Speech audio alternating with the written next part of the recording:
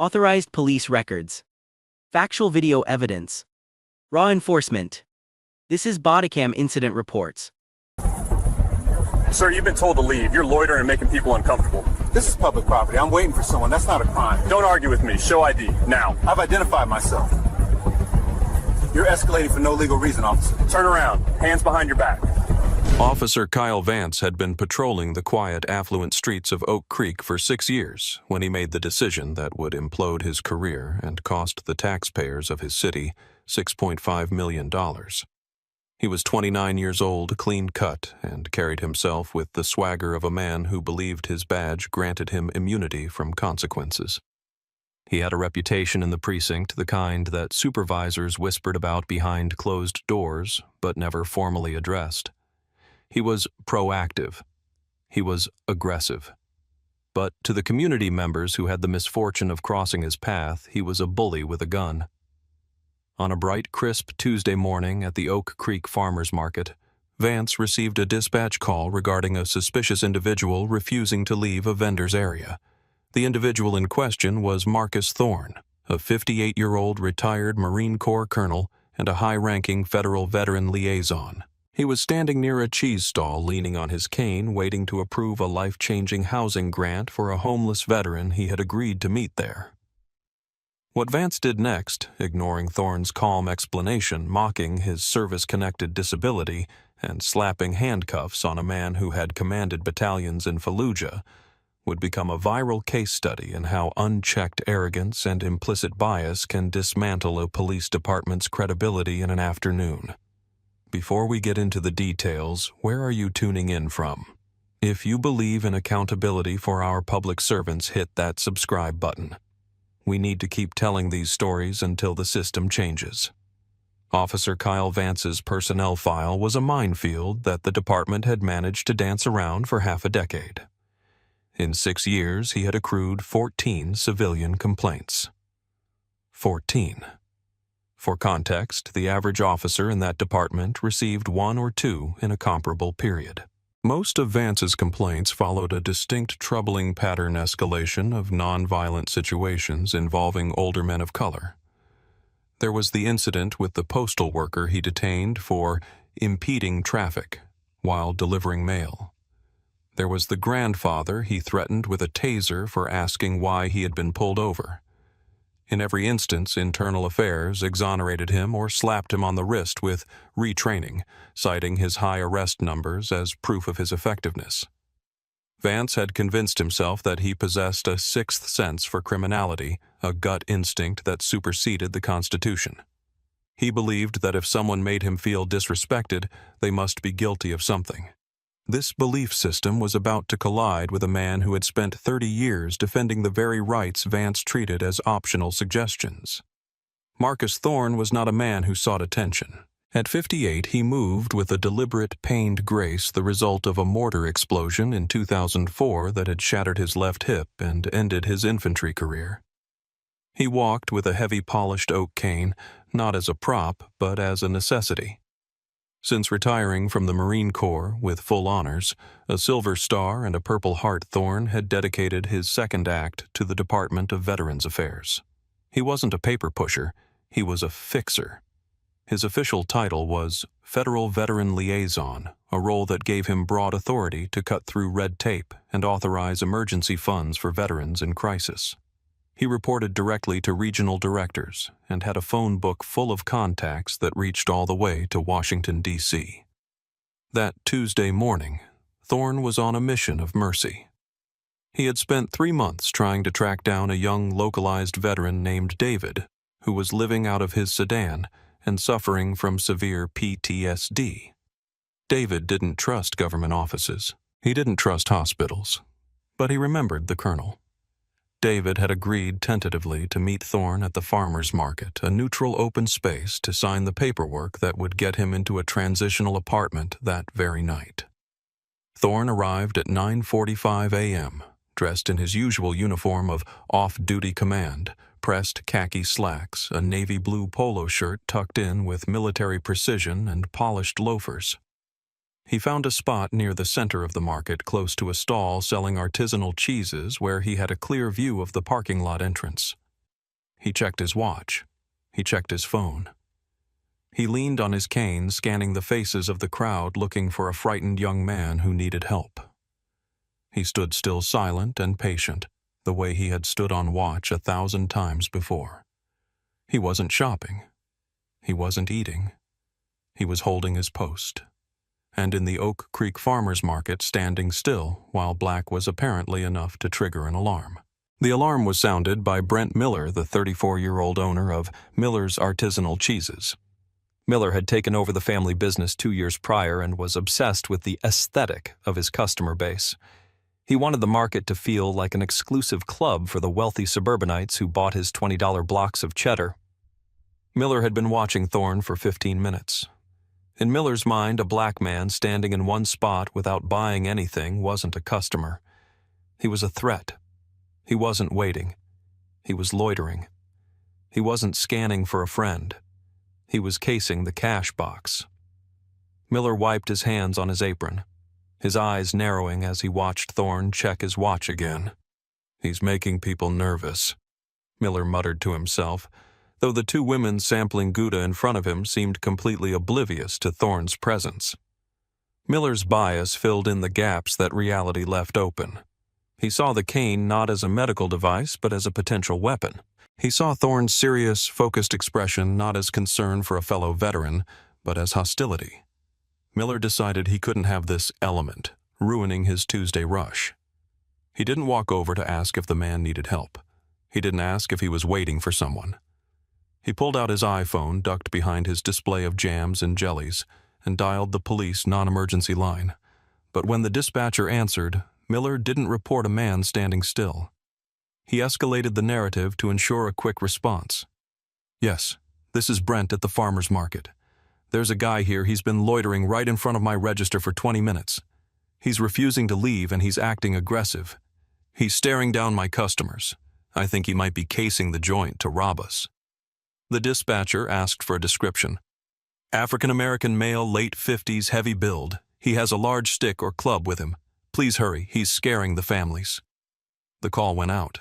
"Disturbance at the farmer's market. Subject is a black male refusing to leave, possibly armed with a club. Aggressive behavior reported." Officer Kyle Vance was 3 blocks away. When he heard "refusing to leave" and "aggressive," his adrenaline spiked. This was what he lived for, taking out the trash. He flipped on his lights, not the siren, and sped toward the market. He arrived at 10:02 a.m., parking his cruiser halfway onto the curb near the entrance, a move designed to assert dominance before he even stepped out of the car. He slammed the door and adjusted his utility belt, marching into the crowded market with his hand resting near his holster. He didn't look for a manager. He didn't look for witnesses. He scanned the crowd for the description. He saw Marcus Thorne immediately. The older man was standing exactly where Miller had said, near the cheese stall, looking at his phone. To Vance, the image confirmed the crime. The man looked too big, too dark, and too stationary for this environment. Vance bypassed the cheese vendor entirely. He didn't ask what the specific behavior was. He walked in a straight line toward Thorne. His chest puffed out, his eyes locked on his target. Thorne, deep in thought about whether David would actually show up, didn't notice the officer until Vance was less than 5 feet away. The officer didn't offer a greeting. He didn't ask a question. He issued a command. "Hey, you. We need to talk." Thorne looked up from his phone, his expression mild, barely registering the officer's aggression. "Excuse me." He asked, his voice a deep, gravelly baritone that commanded respect in briefing rooms across the world. "I said we need to talk," Vance snapped, stepping into Thorne's personal space. "I've got complaints that you're harassing customers and refusing to leave. You need to move along, now." Thorne blinked, confused. He looked around. The market was bustling, but no one was paying him any attention. "Officer, I think you have the wrong person. I'm just waiting for a colleague. I haven't spoken to anyone." Vance shook his head, a smirk playing on his lips. "Don't play dumb with me. The owner says you're scaring people. You're loitering. This is private property." "Actually," Thorne said, shifting his weight on his cane to face the officer fully, This is a municipal lot rented by the city for the market, which makes it public property. And I'm not loitering. I'm conducting federal business. Vance laughed, a short, sharp bark of disbelief. Federal business at a cheese stand? Listen, buddy, I don't have time for fairy tales. You're trespassing. You need to walk away right now or you're going for a ride. Thorne felt the familiar tightening in his chest, the same steel that had kept him calm under mortar fire. He realized exactly what was happening. This boy with a badge saw a black man in a polo shirt and decided he didn't belong. I am not leaving, Thorne said, slowly enunciating every word. I am Colonel Marcus Thorne, retired USMC, and currently a federal veteran liaison. I am waiting for a veteran who is in crisis. I am not going anywhere. Vance's face reddened. He wasn't used to suspects talking back with better vocabulary than he had. He stepped closer, his nose inches from Thorne's. I don't care who you say you are. You're failing to comply with a lawful order. Let me see some ID, now. Thorne sighed a sound of profound disappointment. He shifted his cane to his left hand and reached into his back pocket. Keep your hands where I can see them, Vance shouted, his hand dropping to his taser. People nearby stopped shopping. The chatter of the market died down. Heads turned. Thorne froze. Officer, you asked for ID. My wallet is in my back pocket. I'm going to reach for it slowly. Do it. Slowly, Vance commanded, performing for the audience, now trying to show he was in control of a dangerous situation. Thorne retrieved his leather wallet. He didn't pull out a driver's license. He flipped it open to reveal his PIV card, the personal identity verification credential issued to federal employees, and his gold liaison badge. He held it up for Vance to see. Department of Veterans Affairs, federal credential. Verify it. Vance glanced at the card. It had the hologram, the chip, the seal. It looked official, but Vance's ego had already written a check that reality couldn't cash. He couldn't be wrong. If he was wrong, he was the idiot harassing a colonel, so he decided he wasn't wrong. That looks like something you printed off the internet, Vance scoffed, waving a hand dismissively at the federal ID.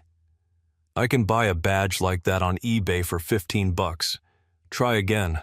Give me a driver's license or I'm taking you in for failure to identify. Thorne stared at the officer, his eyes cold. Officer, that is a federal government identification card. Refusing to acknowledge it is a violation of your protocol. I strongly suggest you call your supervisor or run the badge number before you make a mistake you can't undo. Are you threatening me? Vance stepped back, his voice raising an octave so the crowd could hear. He's threatening a police officer. Put the wallet away. Turn around. Hands behind your back. Thorne remained distinctively still. I am not turning around. I have broken no law. I have identified myself. If you touch me, you are assaulting a federal official. Vance had heard enough. In his mind, this was just another defiant vagrant trying to bluff his way out of a trespassing charge. He reached out and grabbed Thorne's left arm, spinning him off balance. I said turn around, Vance yelled. He hooked his leg behind Thorne's and shoved. Thorne, whose balance was entirely dependent on his injured hip and his cane, stumbled. The heavy oak cane clattered to the pavement with a loud crack. Without the support, Thorne's leg buckled and he dropped to one knee, a jolt of agony shooting up his spine. The crowd gasped. A woman screamed, He's handicapped! What are you doing? Vance didn't stop. He pressed his weight onto Thorne's back, forcing the older man's chest against the asphalt. Stop resisting. Stop resisting, Vance shouted, reciting the lines he'd been taught to say for the cameras, even though Thorne was lying perfectly still, gritting his teeth against the pain. I am not resisting, Thorne said, his voice strained but audible. I am complying under duress. Everyone here is a witness. Vance grabbed Thorne's wrists and wrenched them behind his back, snapping the handcuffs on tight, ignoring the limit of Thorne's shoulder mobility. He ratcheted the cuffs until they bit into the skin. "You're under arrest for trespassing, resisting arrest, and disorderly conduct," Vance panted, standing up and hauling Thorne to his feet by the handcuffs. Thorne cried out in pain as his bad hip took the weight his cane left lying in the dust. Brent Miller, the cheese vendor, watched from his stall. He had wanted the loiterer gone, but as he watched the police officer drag a limping, well-dressed older man away, while the crowd held up their phones recording every second, a knot of dread formed in his stomach. Miller saw the way the man held his head high, even while in pain. He saw the quality of the man's clothes now that he was closer. He saw the anger in the faces of his regular customers.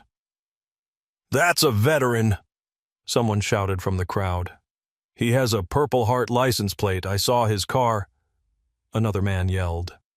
Miller realized with a sinking feeling that he had just made a very, very bad phone call. Vance marched Thorne through the market, pushing him forward whenever he slowed down due to his limp. "Pick up the pace," Vance hissed. "My cane," Thorne said. "I need my cane." "You should have thought of that before you resisted," Vance sneered. He didn't retrieve the cane. A bystander, a teenage girl, ran forward and grabbed the cane from the ground. "Officer!" "You forgot his cane?" she yelled. Vance ignored her. He shoved Thorne against the side of the patrol car. "Spread your legs." He patted Thorne down roughly, emptying his pockets. He found the keys to a Mercedes. He found a money clip with $200 in cash. He found the federal ID again. He tossed them all onto the hood of the car like contraband. "Get in," Vance ordered, shoving Thorne's head down as he maneuvered him into the cramped back seat of the cruiser. Thorne sat awkwardly, his hip throbbing with a dull, sickening fire. He closed his eyes for a moment, composing himself. He didn't shout. He didn't curse. He began to memorize. He memorized the time 10:14 a.m. He memorized the officer's nameplate, K. Vance. He memorized the car number 402. He prepared his report in his head. Vance climbed into the front seat, pumped with adrenaline, feeling like he had just neutralized a major threat. He radioed dispatch. "One in custody, resisting, bringing him in." The drive to the precinct took 15 minutes. Vance played loud rock music, drumming his fingers on the steering wheel, completely unaware that he was driving a hearse for his own career. Thorne sat in silence, staring at the cage separation, breathing through the pain in his leg. They arrived at the station, and Vance hauled Thorne out, parading him through the back entrance into the booking area. The booking room was busy. Sergeant Reynolds, the watch commander, was sitting at the high desk. Reynolds was 55, a 30-year veteran who had seen it all. He knew Vance. He knew Vance was a liability. When he saw Vance dragging a limping man in business casual dress handcuffed, his eyes narrowed. "What do we have here, Vance?" Reynolds asked, his voice low. "Trespassing at the farmer's market. Suspect refused to leave, caused a scene, resisted arrest. Claimed to be some kind of federal agent," Vance said, dropping the evidence bag containing Thorne's wallet and keys on the desk. Reynolds looked at Thorne. He saw the haircut high and tight graying at the temples. He saw the bearing. He saw the pain in the man's eyes, but also the fury. "Sir," Reynolds said to Thorne, bypassing Vance. "Are you injured?" "I have a service-connected injury to my left hip and lower spine," Thorne said, his voice echoing in the quiet room. "Your officer kicked my cane away and forced me to walk on it. I require medical attention. But first, I require you to look at the credentials in that wallet."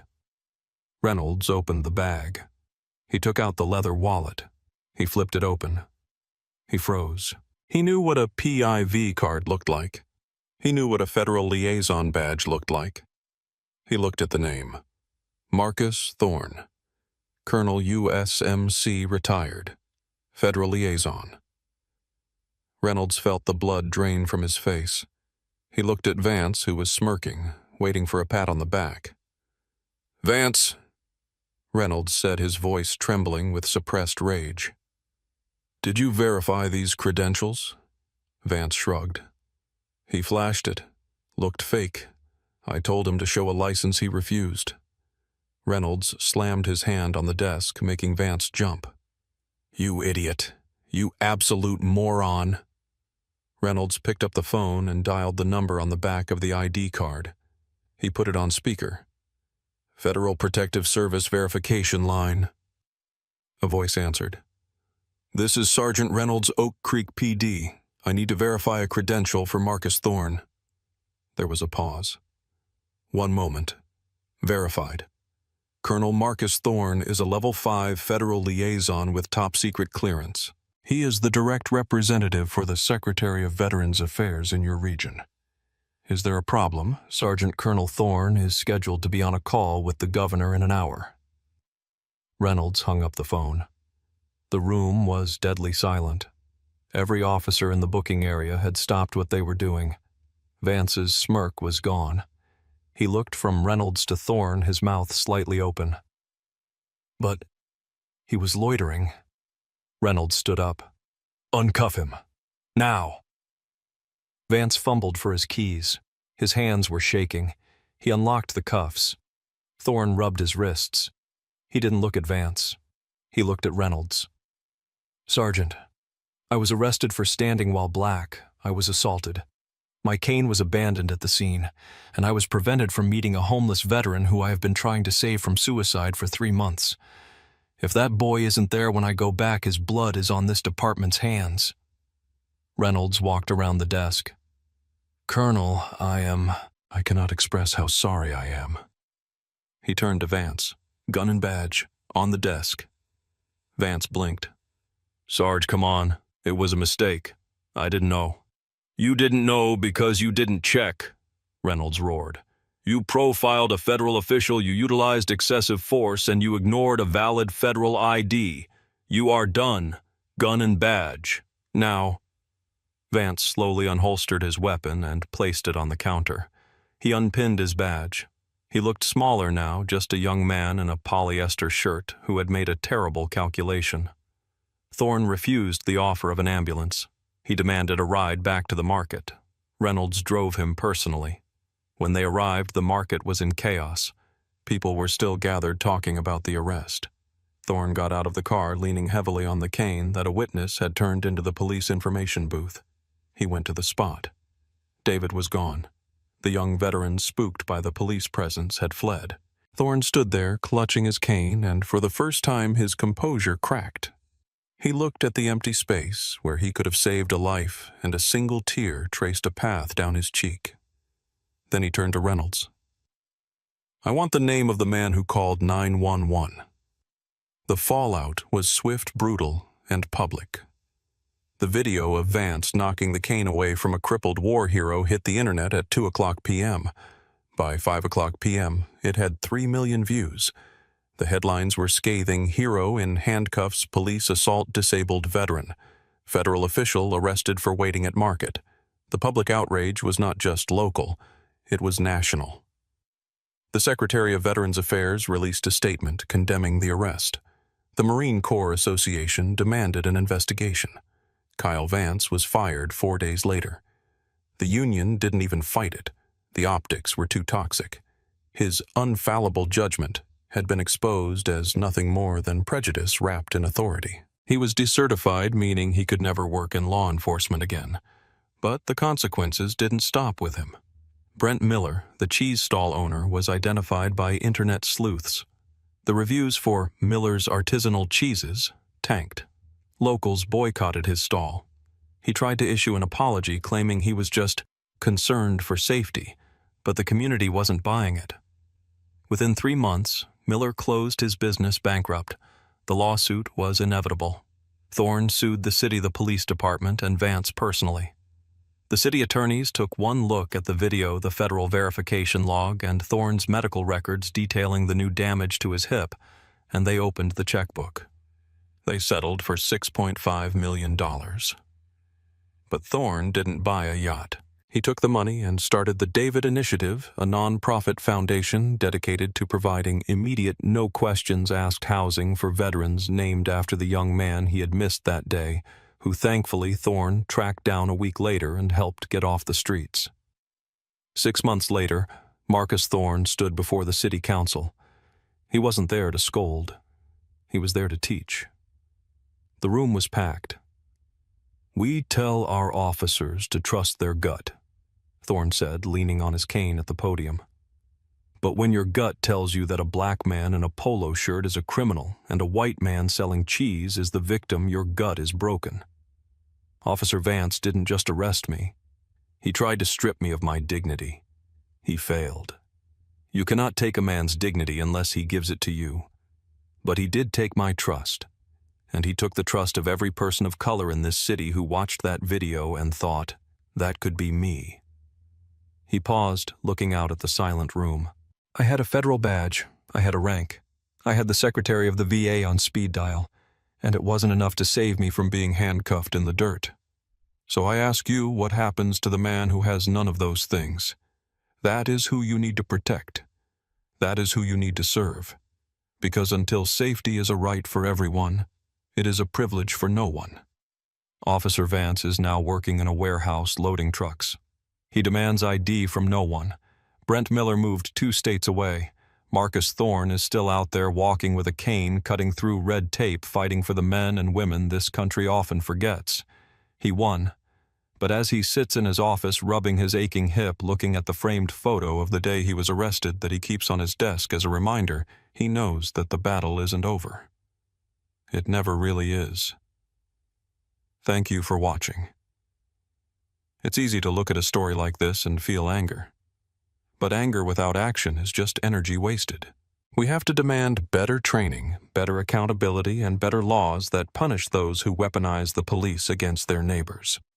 What do you think should happen to people who make false 911 calls based on bias? Should they face jail time? Let me know in the comments below.